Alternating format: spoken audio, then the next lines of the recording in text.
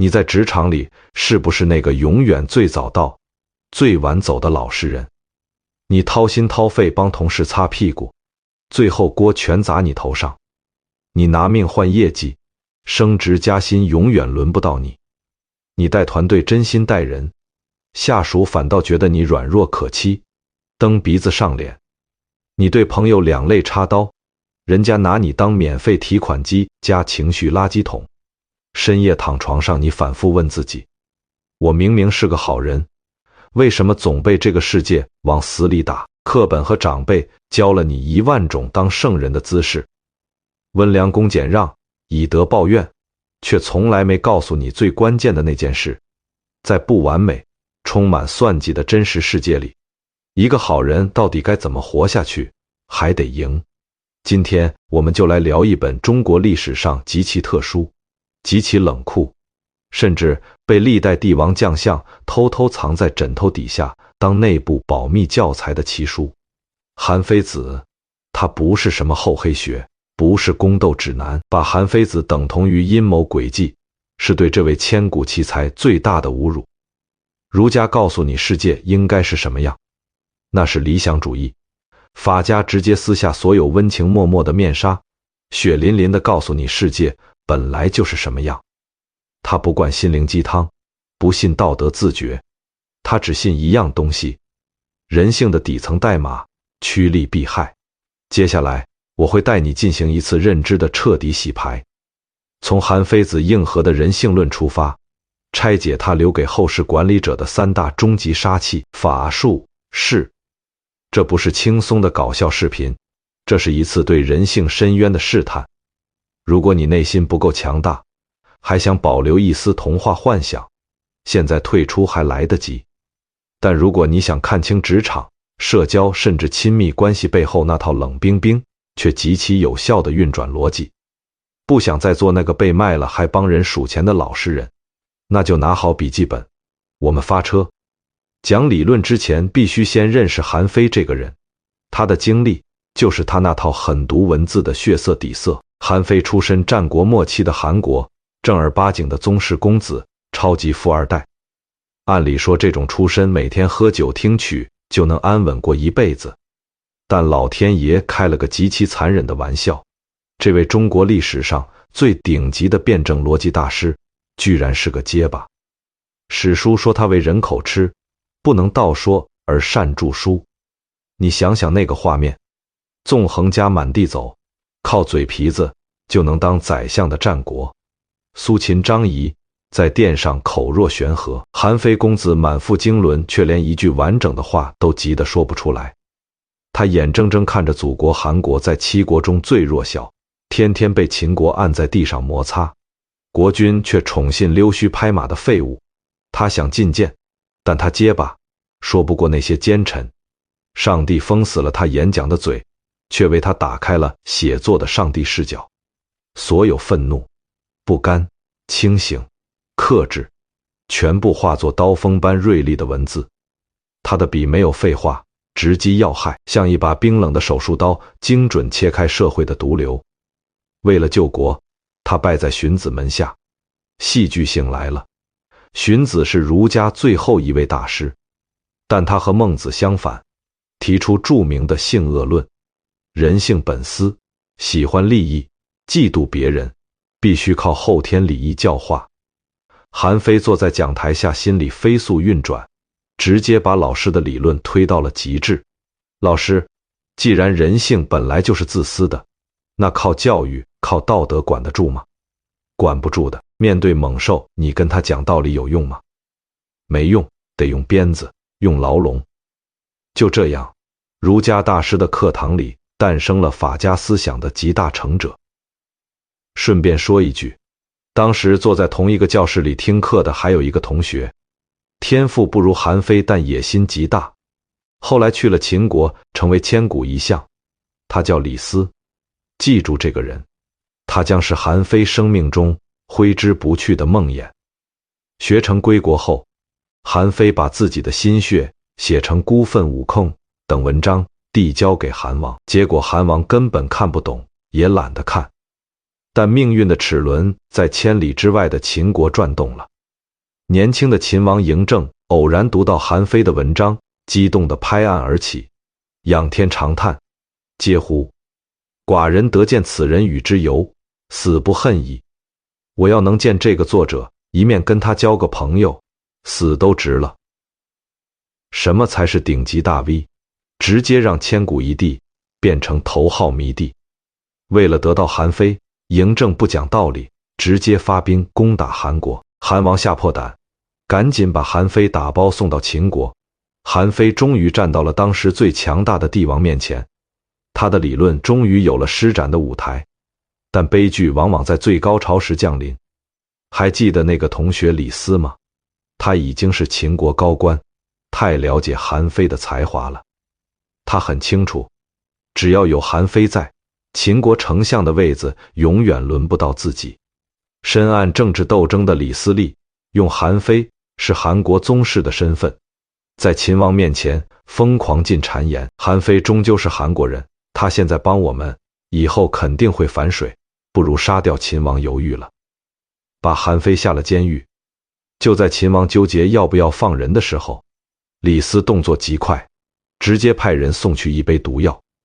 一代思想巨星就这样死在自己同学的阴谋之下。这里充满极其强烈的讽刺。韩非把人性阴暗面看透到了骨子里，发明了无数防范臣下、保全自己的权谋方法，最后却偏偏死于别人的阴谋和对人性的算计。他看透了整个世界，却没有算准自己同学的嫉妒心。这是韩非的个人悲剧，却用他的鲜血为他自己写下的法家理论做了最残酷、最真实的背书。永远永远不要去考验人性。那么韩非到底写了什么，能让秦始皇为之疯狂，又让李斯恐惧到必须杀人灭口？这就要说到韩非全书的基石，一套极其露骨、撕裂伪善的人性论，用4个字概括韩非的底层逻辑：趋利避害。在韩非眼里，儒家天天挂在嘴边的仁义道德，全是糊弄人的虚假繁荣。他认为人与人之间的交往本质上就是一场利益交换。他举了一个极其生动又细思极恐的例子：坐马车的木匠做梦都盼着别人升官发财，做棺材的木匠每天都在祈祷别人早点死。是坐马车的人天生善良，做棺材的人天生恶毒吗？当然不是，因为只有别人发了财才会来买马车，只有别人死了才会来买棺材。这不是道德问题，是结构性的利益问题。当你明白了这一点，在这个世界上就会少吃很多亏。我们在职场里总是喜欢揣测别人是不是好人，抱怨别人怎么这么自私。韩非告诉你，别傻了，永远不要去考验人性，也永远不要去指望别人的道德自觉。你要做的是看透他背后的利益诉求。当你的利益和他的利益绑定时，他就是全天下最好的人。当你的利益阻碍他时，哪怕是亲兄弟也能背后捅你一刀。很多人可能会反驳，社会上有利益，但家里总有亲情吧？父母对孩子的爱总是无私的吧？韩非最狠的地方来了，他连人类最后这层温情底裤都要拔掉。在《韩非子·六反》里，他写下中国历史上最让人倒吸凉气的一段话：父母之于子也，产男则相贺，产女则杀之。意思是当时老百姓生孩子，生了男孩全家杀猪宰羊庆祝，生了女孩很多就直接溺死扔掉。是父母天生讨厌女孩吗？韩非冷冷给出了解释：虑其后变，计之常利也。因为在农业社会，男孩是劳动力，长大了能种田，老了能给自己养老；女孩长大了要嫁人，还要赔一笔嫁妆。你看，在韩非笔下，连父母对子女的爱背后都隐藏着极其精确的投资回报率算计，连最核心的血缘关系都掺杂着利益考量。更何况你那个非亲非故的职场。现在把这套理论平移到现代职场，多少老板在台上口沫横飞跟你谈情怀，谈忠诚，他把公司当成家。如果韩非坐在台下，他一定会冷笑一声，直接掀桌子。他认为君主和臣子之间就是赤裸裸的买卖关系。员工为什么给你卖命？不是因为你老板长得帅，也不是因为你画的饼好吃，而是因为你手里握着两样东西：升职加薪的权利和开除罚款的权利。老板花钱买员工的时间和才华，员工用业绩换取薪水和奖金，一手交钱一手交货，天经地义。所有不谈钱只谈奉献的管理都是耍流氓。这时候我们就能明白为什么韩非觉得儒家那套以德服人根本行不通。儒家的逻辑是选拔圣人君子当官，用道德感化老百姓。韩非说太天真了，中国几千年历史能称得上圣人的掰着指头数也就那么几个。你把国家的希望寄托在几百年才出一个的圣人身上，那剩下这几百年日子不过了吗？普通人什么样子？普通人就是贪财好色，怕死，爱慕虚荣。一个成熟的管理体系绝不能建立在期望每个人都是好人这种虚幻的设定上。这里韩非提出了一个极其伟大的现代管理学理念，我建议所有管理者把这句话刻在办公桌上，不是人之为善也，而用其不得为非也。不要指望员工能自觉主动地对你好，为公司奉献，而是要建立一套严密的制度，让他没有机会，也不敢干坏事。这就是法律和制度的意义。制度从来不是为了圣人准备的，制度就是假设每个人都是自私的小人，然后用规则去框住大家。只要你顺着规则走，我就让你得到你想要的利益；只要你敢触碰底线，我就让你付出极其惨痛的代价。在法家的世界里，不需要道德完人，只需要按规矩办事的工具人。当你听懂了韩非的人性论，你就会明白他所有的思想都不是为了宣扬邪恶，而是一个物理学家在客观描述万有引力，极其冷峻地描述了社会的运行规律。既然人性本私，既然道德靠不住，那么作为管理者，到底该用什么手段去驾驭这群趋利避害的猛兽，让他们为你所用呢？韩非微微一笑，从武器库里拿出了3件让后世所有帝王都爱不释手却又绝口不提的终极杀器：法、术、势。先说法，很多人以为法家的法就是老板拍脑门定下的规矩，是用来欺负员工的。韩非对法的定义极其清晰，原文13个字：编著之图籍，设之于官府，而布之于百姓者也。翻译成现代化就是写在纸上，盖上公章，并且要全员公开，广而告之的游戏规则。核心词是公开。在韩非看来，一个糟糕的组织最大的特点就是规则模糊，老板的心思靠猜，晋升的标准靠混，出了问题全靠推。这种组织一定会滋生大量的马屁精和内耗，而真正顶级的管理是不需要猜的。法的作用就是把一切都摆在明面上，什么是对，什么是错，干到什么程度拿多少钱，犯了什么错误扣多少绩效，清清楚楚明明白白。在法面前，没有所谓的关系户，也没有论资排辈。你达标了，哪怕老板再讨厌你，也得捏着鼻子给你发奖金；你违规了，哪怕你是老板的小舅子，也得立刻卷铺盖走人。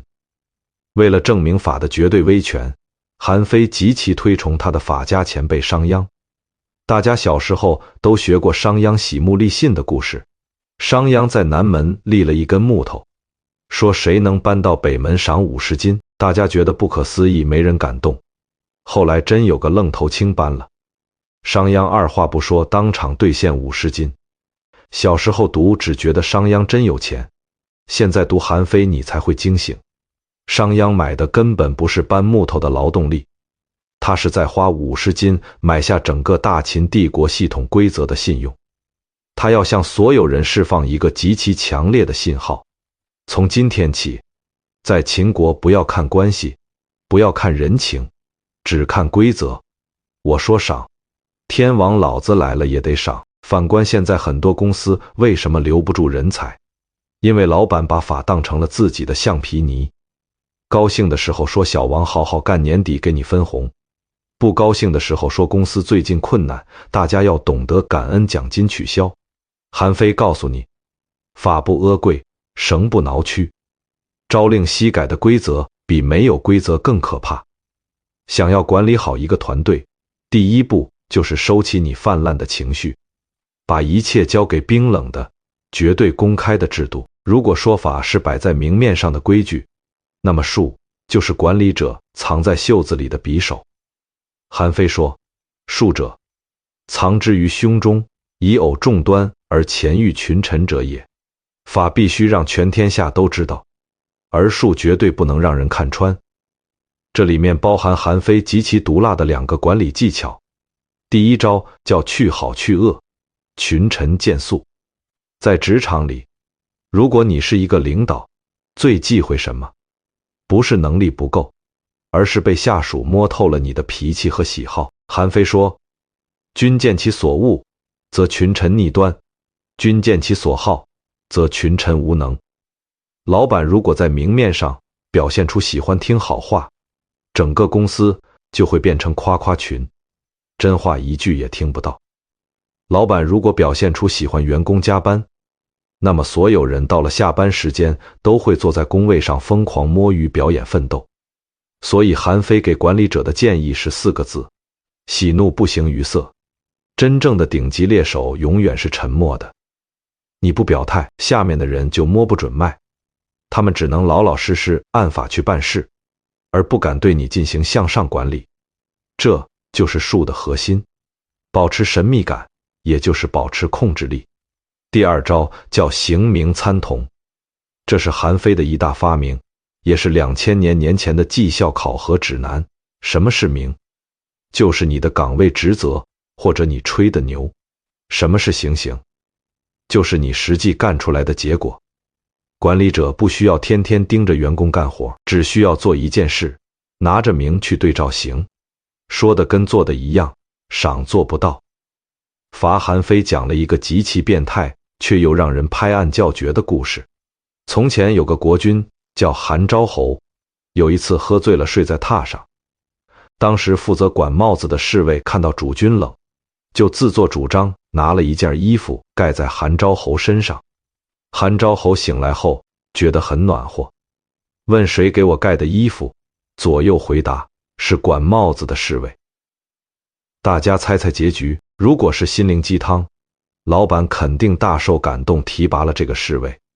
但在法家的世界里，韩昭侯勃然大怒，当场重罚了2个人，一个是管衣服的侍卫，因为他失职，国君冷了他都没发现；另一个就是那个好心盖衣服的管帽子的侍卫。为什么罚他？因为他越权了。韩非在这里留下了一句振聋发聩的名言：非不恶寒也，以为清官之害甚于寒。我不怕冷吗？我怕冷，但是员工越权行事，破坏规则所带来的危害远远大于我挨冻受寒。你看看法家的冷酷和严谨。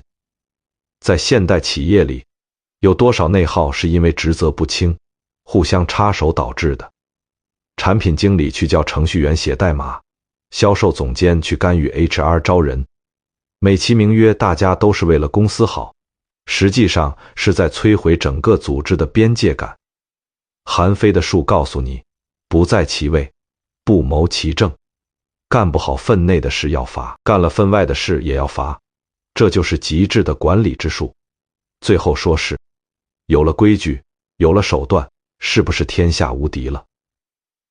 韩非冷笑一声，如果你是个光杆司令，你的规矩和手段连个屁都不如。势就是权力、威望、地位的势能。为了解释什么是势，韩非用了一个最绝妙的比喻，请你牢记这个比喻。他说，云龙风虎，飞龙为什么能上天入地？因为有云彩拖着它。猛虎为什么能在草丛里穿梭？因为有雾气掩护它。如果有一天云散了，雾散了，那条高高在上的飞龙失去了势的依托，其实就跟地里的一条大蚯蚓没有任何区别。再厉害的 CEO， 一旦被剥夺了签字权和人事权，他在公司里连个保洁阿姨都指挥不动。这不是因为他能力变弱了，而是因为他的势没了。韩非更进一步，抛出了著名的虎狗之喻。老虎为什么能吃狗？因为老虎有锋利的爪子和牙齿。如果老虎把爪子和牙齿借给狗去用，那么老虎立刻就会被狗吃掉。对于一个领导者来说，什么是你的爪牙？记住，只有2样东西：赏与罚。这就是核心权力，也就是势的具象化体现。在职场中，很多老板喜欢当甩手掌柜，把人事权和财权全部下放给所谓的心腹。韩非如果在世，绝对会劝诫他，你这就是在把爪牙借给狗。当你的下属发现，决定他们命运的不再是你这个老板，而是那个掌握实权的副总时，你的公司其实已经易主了。总有一天，那个副总会带着整个团队把你架空，这就是狗吃老虎。所以韩非严厉警告所有上位者，事不可假人。你可以授权让他们去做事，但生杀大权、赏罚的核心必须死死攥在自己手里。做个小结，如果把一个公司、一个国家比作一辆汽车，试试这辆车的发动机，没有权力，一切都是空谈，车根本发动不起来。法是这辆车的方向盘和底盘，它保证了车子在公开透明的轨道上平稳运行，不至于翻车。术则是驾驶员的车技，它决定了你如何在复杂的路况中踩油门、踩刹车、避开暗坑，驾驭这辆战车。三者缺一不可。有法无术，领导会被下属蒙骗；有术无法，组织会陷入无尽的内斗和厚黑学。有法有术但无事，那你就是一个满腹经纶但说话没人听的倒霉蛋。只有将法、术是完美结合，你才能在一个由自私的人性构成的世界里建立起最坚不可摧的秩序。讲完理论，来看看韩非这位战国顶流段子手是怎么用寓言故事进行降维打击的。第一个故事大家一定都听说过，守株待兔。一个宋国农民在地里干活，偶然看到一只兔子撞死在树桩上，于是他连地都不种了，天天守在树桩旁边，希望能再捡到死兔子。结果被天下人耻笑。小时候老师告诉我们，做人不能心存侥幸，不能不劳而获，听起来很正能量，很道德。但韩非如果在天有灵，绝对会翻个大白眼。我费了半天劲写这个段子，是用来熬鸡汤的吗？来看看韩非讲这个故事的真正用意。在这个寓言里，每一个意象都有极其辛辣的隐喻。那个捡兔子的农民，指的就是当时天天把仁义道德挂在嘴边的儒家学者，那只将死的兔子，指的是古代尧舜禹时期那些极其成功、极其完美的政治制度。那个树桩就是当下的国家和时代。韩非真正想表达的是，他在疯狂嘲讽儒家。时代变了，尧舜禹那个时代天下人少，资源多，大家都很淳朴，所以用道德感化可以治理好国家。但现在是战国，是弱肉强食的大争之势，人口暴增，资源短缺，每天都在打仗死人。你儒家还要拿着几千年前老祖宗留下来的旧制度去治理今天这个已经发生翻天覆地变化的新社会，这难道不就像那个守在树桩旁边指望再撞死一只兔子的蠢货农民一样可笑吗？韩非在这里抛出了一个极其伟大的历史观：是义则是义，是义则被变。在现代职场里，你是不是也见过这种守株待兔的管理者？他们抱着10年前的成功经验不放，天天喊着以前我们都是怎么干的，完全无视现在的市场环境和年轻人早就变了。韩非2000年前就骂醒了这帮人，以先王之政治，当世之民，皆守株之类也。第二个故事杀伤力更大，滥横充数。齐宣王喜欢听人吹风，而且喜欢大合唱，必须300人一起吹。南郭先生根本不会吹空，但他混进乐队里，跟着大家一起摇头晃脑，居然也拿到了高薪。后来齐宣王死了，齐闵王继位。齐闵王也喜欢听吹空，但他有个癖好，他喜欢听独奏，要求300个人一个一个吹给他听。南郭先生一看要单考，吓得连夜跑路了。传统教育告诉我们，这个故事讽刺了那些没有真才实学，混进队伍里充数的人，打铁还需自身硬。但如果戴上韩非子的法术眼镜，再来看这个故事，你会发现这根本不是一个关于个人品德的故事，而是一个极其经典的组织架构与绩效考核案例。韩非根本不想批评南郭先生，他要批评的是齐宣王和他的管理制度。南郭先生为什么能混进国家级大剧院，而且一混就是好几年，拿了无数高薪？因为齐宣王的制度有极其严重的漏洞。第一，没有法，300人的大乐队招人全靠拍脑袋，没有考核，没有背调，这才让南郭先生钻了空子。第二，没有术，齐宣王喜欢大合唱，吃的是大锅饭。在吃大锅饭的组织里，滥横充数绝对不是偶然现象，而是必然规律。只要没有精准的个人考核，人性的趋利避害一定会让团队里滋生出无数个混日子的南郭先生。那齐闵王为什么能把南郭先生吓跑？因为齐闵王用了一个极其厉害的管理之术。还记得前面讲过的刑名参同吗？你想拿这份工资，可以，你单独给我吹一曲，看看你的真实水平。结果导向精准到人，这把隐秘的考核之术一亮出来，南郭先生立马原形毕露。把这个故事带入到前几年的互联网大厂，是不是瞬间就懂了？前几年行业红利期，公司疯狂扩张，不管什么部门都在招人，大家一起做 PPT， 一起吃大锅饭。现在大环境变了，老板要求降本增效，要求每一个业务线必须有独立产出，甚至实行末尾淘汰。结果呢，大批的南郭先生现了原形，只能跑路。巴菲特有句名言，只有退潮的时候，你才知道谁在裸泳。而韩非早在2000年前就用文言文把这个道理讲透了。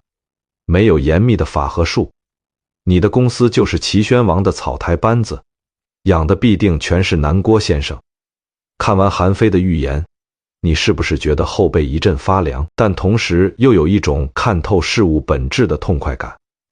他不是在讲睡前故事，而是在用一个个极具杀伤力的段子，给历代帝王和当今老板们上着最硬核的组织管理课。但是视频进行到这里，我们必须回答一个终极问题：这样一个极其冷酷、满脑子都是权谋和算计的韩非，难道就是一个内心黑暗的坏人吗？今天是一个现代文明社会，我们为什么还要去读这样一个2000年前的独裁者指南？接下来，我带你跳出具体的法、术、势，站在历史的巅峰，重新认识一个充满悲剧色彩却又极其伟大真实的韩非。韩非，他真的是坏人吗？不，他恰恰是那个时代最清醒、最痛苦也最深情的爱国者。不要忘了当时的历史背景，那不是岁月静好的太平盛世，那是人命如草芥，弱国随时会被强国灭掉的大争之势。韩非的祖国是7国里面最弱小的，已经被秦国打得只剩一口气。在这国家生死存亡的至暗时刻，韩非看到的是什么？是君主还在听信谗言，是奸臣还在中饱私囊，是儒生们还在天天高谈阔论那些根本救不了国的仁义道德。这就好比你的母亲得了晚期癌症，周围的庸医却还在给她开几块钱一副的草药。韩非急呀，他结巴，他说不出话，他只能用最锋利的笔写下最猛、最苦，甚至带毒的药方。他把人性往最坏的地方想，把制度往最绝的地方设计，不是因为他天生残忍，而是因为他别无选择。他只能用这种极致的理智和冷酷，试图去唤醒那个昏庸的君王，试图为自己的国家在这个弱肉强食的丛林世界里拼出最后一条血路。他不是不懂温情，他只是把所有的温情都藏在了他那句绝望的感叹里：治法之事必远见而明察，能法之事必强毅而尽职。最终，这个写下孤愤的男人为了保护他的祖国出使秦国，惨死在了异乡的冰冷监狱里。他是一个真正的悲剧英雄。那么在2000年后的今天，我们为什么依然需要韩非？因为时代变了，但人性的底层逻辑从来没有变过。我们读韩非，不是让你去学怎么当一个暴君，怎么去劝诫你的同事，怎么去压榨你的下属。我们读韩非是为了防身。当你明白了人性趋利避害，你就不会因为朋友的背叛而痛不欲生，因为你懂得了利益的聚散。当你明白了法，你就知道在进入一家公司前，先看它的规则透不透明，而不是听老板画饼。当你明白了术，你就懂得在职场中保持适当的沉默，不越权，不炫耀，保护好自己的边界。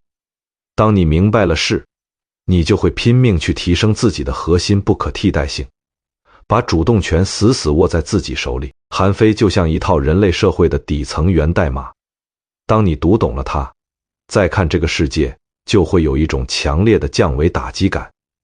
那些原本让你困惑的职场甩锅、利益纠纷、人情冷暖，在你眼里都会变成一行行清晰的代码，你将不再迷茫，不再内耗。最后我想送给你一句话，这也是我读完诸子百家后得出的成年人最顶级的生存哲学。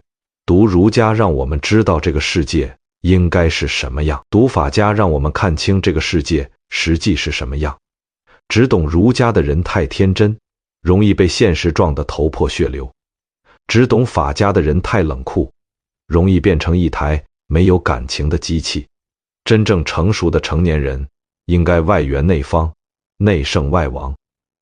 我们要在左手提着孔孟老庄的灯笼，保留内心的善良底线和对美好理想的向往，而在我们的右手必须紧紧握着韩非子递给我们的这把淬了火的利剑，去劈开现实的荆棘，去斩断人性的算计，去保护我们想保护的人。